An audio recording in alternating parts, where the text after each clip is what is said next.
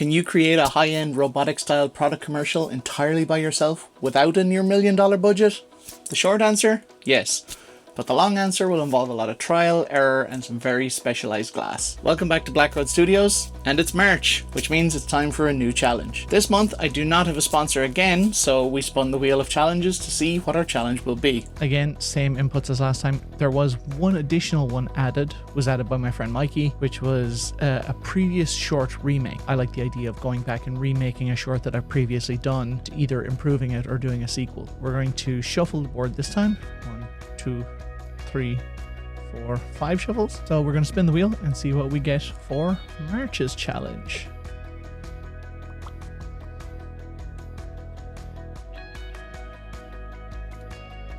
And it is product advert. Okay, the idea behind this is I've never really done a product advertisement before, so yeah, let's see what we get. For the month of March, I will be stepping into a visual medium that has fascinated me for years, but I've always been too intimidated to try.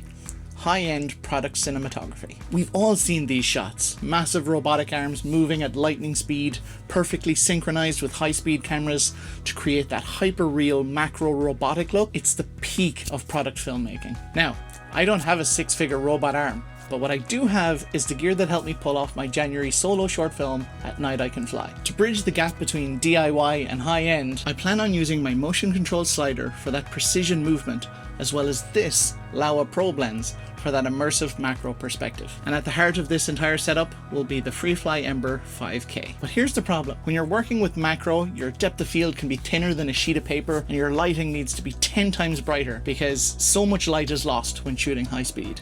So, focal point roughly here.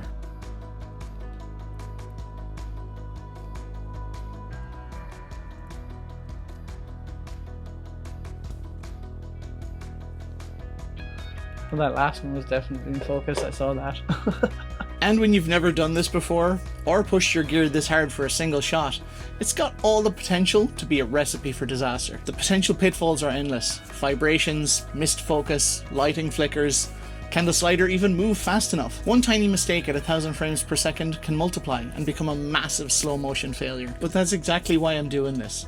It's about elevating the skill set. It's about seeing if the tools that I use for narrative short films can be repurposed to create a beautiful aesthetic that usually requires a crew of 10s and a few $100,000's worth of gear. I would also love to include other visuals to help form a narrative story around these robotic visuals, but that's a detail for the behind the scenes video. So here's the kicker. The challenge is already underway. Learning from my mistakes from last month, I've reached out to a company that I'm genuinely delighted to be working with, and in my opinion, it's the perfect product for some high-speed macro mayhem. Stay tuned, because the final result and the chaos of how we got there is coming very soon. If you want to see if I can actually pull this off or completely miss the mark, make sure you hit that subscribe button. But before you go, I'd love to hear from you. What's your favorite advertisement of all time? Is it one of those sleek, modern tech ads, or is there a classic commercial from when you were younger that just really stuck with you? Let me know in the comments. Thanks again for watching, and I'll see you in the next one. And cut.